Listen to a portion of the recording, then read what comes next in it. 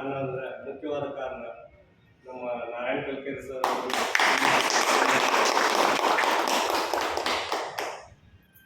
ನಾನು ಈ ಸ್ಥಾನಕ್ಕೆ ಬರೋಕ್ಕೆ ಕಾರಣ ಏನು ಅಂತ ಫಸ್ಟ್ ನಾನು ಇದರ ಬಂದು ಒಂದು ವರ್ಷ ಆದರೂ 6 ತಿಂಗಳ ತನಕ ನಾನು ಮನೆಗೆ ಅಷ್ಟೇ ಪ್ರಾಡಕ್ಟ್ ಯೂಸ್ ಮಾಡ್ತಿದ್ದೆ. ನಾನು ಮನೆಗೆ ಏನು ಬೇಕಾದ್ರೆ ಅಷ್ಟೇ ಯೂಸ್ ಮಾಡ್ಕೊತ ಹೊರಟಿದ್ದೆ.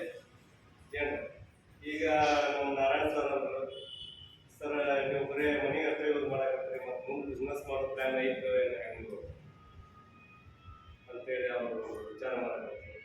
ಸರ್ ಅದು ಏನು ಮಾಡ್ತಿದ್ರೆ ಸುಮ್ಮನೆ ಇಷ್ಟು ದಿವಸ ಆದ್ರೆ ನಾನಾಯ್ತು, ನನ್ನ ಕೆಲಸ ಆಯ್ತು, ನನ್ನ ಮನೆ ಆಯ್ತು, ಇಷ್ಟ ವಿಚಾರ ಮಾಡ್ಕೊಂತ ಕುಂತಿದ್ದು ನಾನು ಯಾವತ್ತಾದ್ರು. ಅದು ಲಾಕ್ಡೌನ್ ಆದ್ಮೇಲೆ ನಾನು ಮನೆ ಕಟ್ಟಿ ಎಲ್ಲ ಖಾಲಿಯಾಗಿ ಕುಂತಿದ್ವಿ. ಕುಂತಾಗ ಅಕಸ್ಮಾತಾಗಿ ಒಂದು ಅವಕಾಶ ಸಿಕ್ತು. ನಮ್ಮ ಅಪ್ಲೈನ್ ಆದ ಜ್ಯೋತಿ ಕಲ್ಕೇರಿ ಅವರು ಸರ್, ಆ ಜ್ಯೋತಿ ಕಲ್ಕೇರಿ ಅವ್ರು ಬಂದು ಬರೀ ಹಿಂಗೆ ಮಾತೇ ಕಳಿಸಿ ಹೋಗಿದ್ರು. ಮಾರನೇ ದಿವಸ ಬೆಳಿಗ್ಗೆ 7 ಗಂಟೆನೂ 6:30 ಆಗಿತ್ತು. ಸರ್ ಮಾರುತಿ ಸರ್ ಕೂಡ ಬಂದು ನಮ್ಗೊಂದು ಸ್ವಲ್ಪ ತಿಳಿಸಿ ಹೋದ ತಕ್ಷಣ ನಾನು ಹೇಳಿದ್ನಲ್ಲ 6 ತಿಂಗಳು ಪ್ರಾಡಕ್ಟ್ ಅಷ್ಟೇ ಯೂಸ್ ಮಾಡಿ 6 ತಿಂಗಳು ಯೂಸ್ ಮಾಡಿದ ತಕ್ಷಣ ನಮ್ಮ ನಾರಾಯಣ ಸರ್ ಗೌರ್ಮೆಂಟ್ ಒಂದ್ಸಲ ಬೂಟ್ ಕ್ಯಾಂಪಿಗೆ ಹೋಗಿ ಬರ್ರಿ ಅಂತ ಹೇಳೋದು.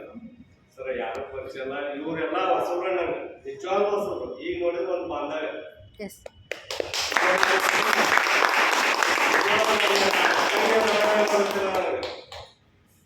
ನಮ್ಮ ಚಿಕ್ಕಪ್ಪನ ಮಕ್ಕಳಾಗಿ ನಮ್ಮ ದೊಡ್ಡಪ್ಪನ ಮಕ್ಕಳಾಗಿ ಇದ್ರು ಕೂಡ ಅವ್ರನ್ನೂ ಇದ್ರಾಗ ಅವರು ಕೂಡ ನನಗಿದ್ರು. ಇಲ್ಲಿ ಹೊಸಬ್ರು ಅದ ಫಸ್ಟ್ ಟೈಮ್ ನನ್ನ ಬೂಟ್ ಕ್ಯಾಂಪಿಗೆ ಕಳಿಸಿದ ತಕ್ಷಣ ಹೋದೆ. ಅಲ್ಲೇ ಸ್ವಲ್ಪ ತಿಳ್ಕೊಂಡು ಏನು ತಿಳ್ಕೊಂಡಪ್ಪ ಅಂದ್ರೆ ಹೋದೆ. ಇವರು ನಾರಾಯಣ ಸರ್ ಇಲ್ಲ, ನನ್ನ ಪರಿಚಯದವ್ರು ಯಾರೂ ಇಲ್ಲ. ನೀವು ಕೂಡ ಎಲ್ಲರೂ ಹೊಸಬ್ರೆ. ಅವಾಗ ಸ್ವಲ್ಪ ಎಲ್ಲಾದ್ರೂ ಹಚ್ಕೊಳಕ್ ಶುರು ಮಾಡಿದೆ. ಹಿಂಗಪ್ಪ ಹಚ್ಕೊಳ್ಳೋದು ಜನನ್ನ, ಅದು ಕೂಡ ಗೊತ್ತಿರಲಿಲ್ಲ. ಜನನ್ನ ಹಚ್ಕೊಳ್ಳೋದು ಗೊತ್ತಿರಲಿಲ್ಲ.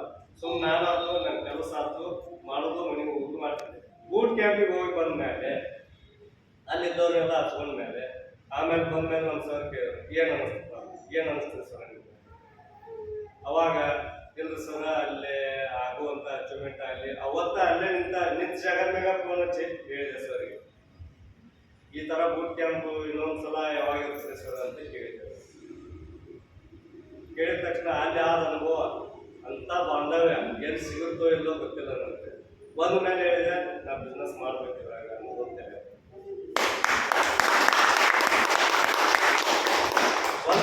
ಒಂದು FSP ಅಂತೇಳಿ ಒಂದು ಪ್ಲ್ಯಾನ್ ಮಾಡ್ಕೊಂಡೆ ನಾನು. FSP ಅಂತೇಳಿ ಪ್ಲ್ಯಾನ್ ಮಾಡಿಕೊಂಡು ಅಲ್ಲಿರುವಂಥ ಪ್ರಾಡಕ್ಟ್ಗಳನ್ನು ತಗೊಂಡು ಅದನ್ನು ಏನು ಮಾಡಬೇಕು ಅನ್ನೋದು ಒಂದು ಅಪ್ಲೈನ್ಗಳು ಮಾತು ಕೇಳ್ಬೇಕಂತಾರಲ್ಲ, ಅದು ನಿಜಾನ ಸುಳ್ಳು. ಯಾರು ಆಕೈತಿ, ಆಗಂಗಿಲ್ಲ, ಹೋಗಂಗಿಲ್ಲ ಅಂತೇಳಿ ಅಂತಾರೆ. ಆದ್ರೆ ಅಪ್ಲೈನ್ಗಳು ಮಾತು ಕೇಳಿಲ್ಲ ಅಂದ್ರೆ ಫಸ್ಟ್ ನಮ್ಮ ಮನೆಗೆ ನಾ ಯೂಸ್ ಮಾಡ್ಬೇಕು. 6 ತಿಂಗಳ ಯೂಸ್ ಮಾಡಿದ್ದೆ, ಅದ್ರೊಳಗಿನ ಪ್ರಾಡಕ್ಟ್ ಹೆಂಗೈತಿ ಏನೈತಿ ನಾ ಮಾತಾಡಲಿಲ್ಲ, ನನ್ನ ಪ್ರಾಡಕ್ಟ್ ಮಾತಾಡ್ತಾ ಅನ್ನಿಸ್ತು ನನಗೆ. ಯೂಸ್ ಮಾಡಿ ಅಷ್ಟು ನಾನು ಮುಂದೆ ತೊಗೊಂಡಿರ್ತಕ್ಕಂಥ ನನಗೆ ಅವಾಗ ಕನ್ಫರ್ಮ್ ಆಯ್ತು. ಆ 15,000 ಪ್ರಾಡಕ್ಟ್ ಏನಾಯ್ತಲ್ಲ, ಅವಾಗ ಒಂದಿಷ್ಟು ಜನಕ್ಕೆ ನನ್ನ ಸ್ನೇಹಿತರಿಗೆ ಒಂದಿಷ್ಟು ಕೊಟ್ಟು ಕೇಟ, ನಾನು ಒಂದಿಷ್ಟು ಐಡಿ ಕ್ರಿಯೇಟ್ ಮಾಡಿಕೊಂಡು ಫ್ರೆಂಡ್ಸ್ಗಳನ್ನೆಲ್ಲ ಇದು ಮಾಡಿಕೊಂಡೆ. ಆದರೂ ನನ್ನ ಡೊನೇಷನ್ಗಳು ಯಾರೂ ಮಾತು ಕೇಳಿಲ್ಲ, ಬರಲಿಲ್ಲ, ತಗೋಲಿಲ್ಲ. ನಾನು ಸರ್ನ ಕೇಳಿದೆ. ಕೇಳಿದ ತಕ್ಷಣ ಅದು ಬಂದವ್ರಿಗೆ ಬರ್ರಿ ಅಂತ ಹೇಳ್ರಿ, ಬಿಟ್ಟವ್ರಿಗೆ ಬಿಡ್ರಿ ಅಂದ್ರಿ, ಹೇಳ್ಕೊಡ್ರಿ ಅಂತೇಳಿ ಎಲ್ಲ ಹೇಳಿದ್ರು. ಹೇಳ್ತೀನಿ ಸರ್, ನೀವು ಹೆಂಗೆ ಹೇಳ್ರಿ ಮಾಡ್ಕೊಂಡು ಹೋಗ್ತೀನಿ ಅಂತೇಳಿ ಅಂದ ತಕ್ಷಣ ಮತ್ತೊಂದು ಬೂಟ್ ಕ್ಯಾಂಪ್ ಬಂದಾಗ ಅವಾಗ ನಾನು ಡೊನೇಷನ್ ಮಾಡ್ಬೇಕಾದ್ರೆ ಯಾರೂ ಬರಲಿಲ್ಲ. ಅವಾಗೂ ನಾನೇನು ಮಾಡಿದೆ, ನಮ್ಮ ಮೇಡಮ್ ಅವ್ರನ್ನ ನಾನು ಇದ್ರು ಕೂಡ ಹೋಗ್ತೀನಿ. ಅವಾಗ ಇವರೆಲ್ಲ ಪರಿಚಯ ಇದ್ರು, ಒಂದು ಅಕ್ಕಂಗಿಯವ್ರ ಬಾಂಧವ್ಯನ ಸುಳ್ಳು ಹಾಕಿ ಹೇಳಿದೆ.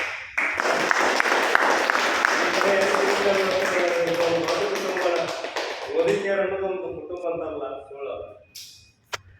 ಆಮೇಲೆ ಮತ್ತೊಂದು ಬೂಟ್ ಕ್ಯಾಂಪಿಗೆ ಹೋಗಿ ಬಂದಮೇಲೆ ಅವಾಗ ಇನ್ನೊಂದು ಅವರು ಕೂಡ ಒಂದು ಇದು ಮಾಡಿದ್ರು, ಐಡಿ ಮಾಡಿಕೊಂಡು ಇಟ್ಕೊಂಡು ಅವರು ಕೂಡ 6 ತಿಂಗಳವರೆಗೂ ಅವರು ಇಂಟ್ರೆಸ್ಟ್ ಕೊಡ್ತಿದ್ದಿಲ್ಲ. ನಮ್ಮ ಥರ ಫಸ್ಟ್ ನಾನು ಹೆಂಗಿದ್ದು ಅವರು ಹಂಗೆ ಮಾಡ್ತಾರೆ. ಅಪ್ಲೈನ್ ಏನು ಮಾಡಿರ್ತಾರೆ, ಡೌನ್ಲೈನ್ ಅದೇ ಮಾಡೋದಲ್ಲ. ಪ್ರಾಡಕ್ಟ್ನ ಸರಿಯಾಗಿ ಯೂಸ್ ಮಾಡಿಲ್ಲ ಅಂದ್ರೆ ಹೆಂಗೆ, ಹೌದಲ್ಲ? ಆಮೇಲೆ ಅವ್ರಿಗೂ ಕೂಡ ನಾನು ಸ್ವಲ್ಪ ತಿಳಿಸಿ ಹೇಳಿದೆ. ಅವಾಗ ನಾನು ಹೇಳಿದ್ದೆ FSP ಆದಮೇಲೆ ಒಂದು ಡೈರೆಕ್ಟರ್ ಅಂತ ಅವಾಗ ಕೂಡ ನಾನು ತಗೊಂಡೆ. ಹಾಗೂ ನನಗೆ ಸ್ಫೂರ್ತಿಯಾಗಿ ನಿಂತವರು ನಮ್ಮ ನಾರಾಯಣ.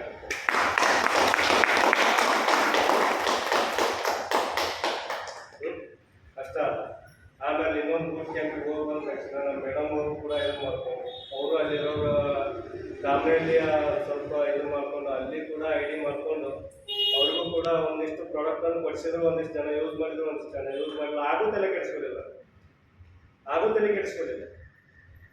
ಆಮೇಲೆ ನಮ್ಮ ಫ್ರೆಂಡ್ ಅವನು ಯೂಸ್ ಮಾಡಿದ್ದ, ಸರಿಯಾಗಿತ್ತು, ಕರೆಕ್ಟ್ ಆಗಿದ್ದ. ಸರಿಯಾಗಿ ನೀನು ಪ್ರಾಡಕ್ಟ್ ಯೂಸ್ ಮಾಡಿ ಜನಕ್ಕೆ ತಿಳಿಸಿದ್ಯಾ ಅಂದ್ರೆ ಗ್ರೋತ್ ಅಂತ ಆಗ್ತೀವಿ. ಇವತ್ತು ಆ ಮನುಷ್ಯ ಡೈರೆಕ್ಟರ್ ಆದ ನಮ್ಮ ಸಂಗಪ್ಪ. ಅವರು 3ನೇ ಬೂಟ್ ಕ್ಯಾಂಪಿಗೆ ಅವ್ರನ್ನೂ ಕರ್ಕೊಂಡ್ಬಂದೆ. ಅವರು ಕರ್ಕೊಂಡ್ಬಂದು ಅಲ್ಲಿ ನಿಂತು ನಾನು ಹೇಳ್ತಾರಲ್ಲ ಸುಳ್ಳಲ್ಲ, ಬೂಟ್ ಕ್ಯಾಂಪಿಗೆ ಎದಕ್ಕೆ ಕರ್ಕೊಂಬಪ್ಪ ಅಂತಾರ ಅನ್ನೋದು. ಈಗ ತಿಳಿತು ನನಗೆ ಬೂಟ್ ಕ್ಯಾಂಪಲ್ಲಿ ಮಹತ್ವ ಏನೈತಿ ಅದು. ಒಬ್ಬ ಇಬ್ಬರು ಡೌನ್ಲೈನ್ಸ್ ನಾನು ಕರ್ಕೊಂಡ್ಬಂದಿದ್ದೆ, ಅದ್ರಾಗ ಒಬ್ಬ ಮನುಷ್ಯ ನಿಂತ್ಕೊಂಡ ಕರೆಕ್ಟಾಗಿ. ಹೌದಾ? ಈ ಥರ ಪ್ರತಿ ತಿಂಗಳು ನಾವು 20 ಮಂದಿ ಗೆಳೆಯರು, ಒಂದು 2 ಆಗಲಿ, ಒಂದು 10 ಮಂದಿ ಆಗಲಿ ಬರ್ಬೋದಲ್ಲ, ಇಲ್ಲ ಒಂದು 3 ಮಂದಿ ಆಗಲಿ, ಒಬ್ಬ ಆದ್ರೂ ಬಂದ್ರು ಅವ್ನು ಹಿಂದಿರ್ತಾನ ಬಿಡ್ತಾನೆ ಗೊತ್ತಿಲ್ಲ. ಅವನ ಇದು ಆದರೂ ನಮ್ಮ ಸಂಗಪ್ಪ ಅವ್ರು ನಿಂತ್ಕೊಂಡು ಅವರು ಡೈರೆಕ್ಟರ್ ಅಂತ ಅವ್ನು ಕಲ್ತಿದ್ರು. ಅವರು ಈ ಪ್ರಾಡಕ್ಟನ್ನು ಯೂಸ್ ಮಾಡಿ ಐಡಿ ಮಾಡಿ ಈಗ ಅವ್ರು ಏನು ಮಾಡಿದ್ರು, ಡೈರೆಕ್ಟರ್ ಅಂತ ಮಾಡಿಕೊಂಡು ನನಗೆ ಸೀನಿಯರ್ ಡೈರೆಕ್ಟರ್ ಮಾಡ್ಕೊಳ್ಳೋಕೆ ಒಂದು ಅವಕಾಶ ಕೊಟ್ಟರು. ನನಗೂ ಅಸೂಯೆ ಆಯಿತು. ಅವರು ಡೈರೆಕ್ಟರ್ ಆದಂತ ಮೇಲೆ ನಾನೊಂದು ಸೀನಿಯರ್ ಡೈರೆಕ್ಟರ್ ಆಗಬೇಕು ಒಂದು ಆಸೆ ಬರ್ತದೆ. ಮತ್ತೆ ಸೈಡ್ ಲೈಕಿಂದ ನಾನು ಎಲ್ಲರಿಗೂ ಒಂದು ಸ್ವಲ್ಪ ತಿಳಿಸುವಂತ DP ಮಾಡಕ್ಕಂತೇಳಿ ಅವಕಾಶ ಮಾಡಿಕೊಟ್ಟವ್ರು ನಮ್ಮ ನಾರಾಯಣ ಕಲ್ಕರ್ ಸರ್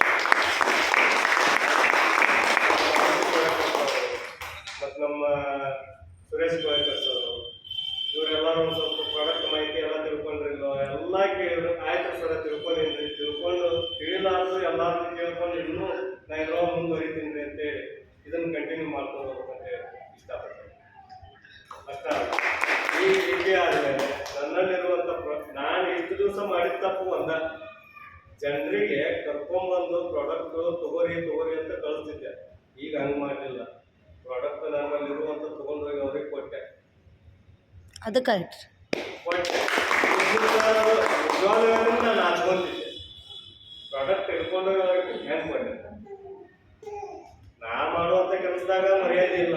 ಇದು ನನ್ನ ಹೆಮ್ಮೆ ಮುದಿಕೆಯ ಪ್ರಾಡಕ್ಟ್, ಸೋಪು, ಪೇಸ್ಟು, ಇದರಿಂದ ನಾನು ಬಿಸ್ನೆಸ್ ಮಾಡಕತ್ತೀನಲ್ಲ, ಯಾಕೆ ಹಚ್ಕೋಬೇಕು?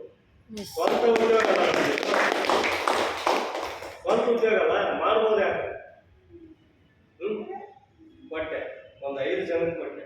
5 ಜನಕ್ಕೆ ಕೊಟ್ಟ ತಕ್ಷಣ ಎಲ್ಲರೂ ಕಾಸು ಕೊಟ್ಟರು, ಸುಳ್ಳು ಯಾಕೆ?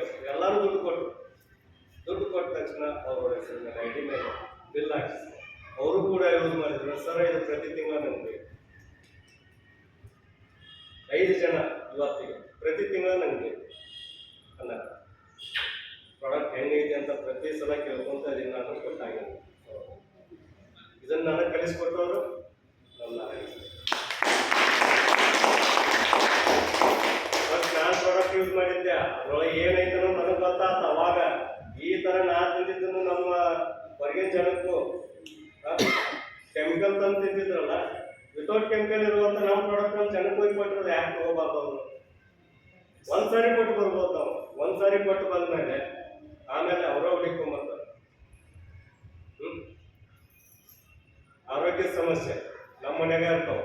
ನಾವ ಕೊಡಾಕಿಂದ ಮುಂದೆ ಮಾಡ್ತಿರ್ತೀವಿ, ಅದನ್ನು ಕೂಡ ಕೊಡಂಗಿಲ್ಲ. ನಮ್ಮ ತಂದೆ ತಾಯಿಗೂ ನಾ ಕೊಟ್ಟೆ ಇದರಲ್ಲಿರುವಂಥ ಒಂದಿಷ್ಟು ಕಾಯಿಲೆಗಳನ್ನು ಕಡಿಮೆ ಮಾಡಿದ್ವಿ. ಇನ್ನೂ ನಾನು ಹೆಚ್ಚಿಂದ ಹೇಳ್ಬೇಕಂದ್ರೆ ಎಲ್ಲೋ ಒಂದು ಸ್ಥಾನದಾಗ ಹೇಳ್ಬೇಕಂತ ಐತದ್ದು, ಅದನ್ನು ಹೇಳ್ತೀನಿ, ಬಿಡುವುದಿಲ್ಲ. ಈ ಥರ ಮಾಡಿದ್ದಕ್ಕೆ ನಾನು ಇವತ್ತೊಂದು ಸೀನಿಯರ್ ಅಂತವನ್ನು ತಪ್ಪಲಿಕ್ಕೆ ನನಗೆ ಸಾಥ್ ಕೊಟ್ಟಂತ ನಮ್ಮ ನಾರಾಯಣ ಕಲ್ಕರ್ ಅವರಿಗೆ ಪೂರ್ವಕ ಧನ್ಯವಾದಗಳು.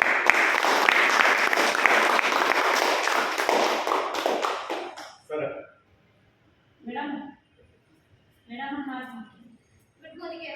Good morning.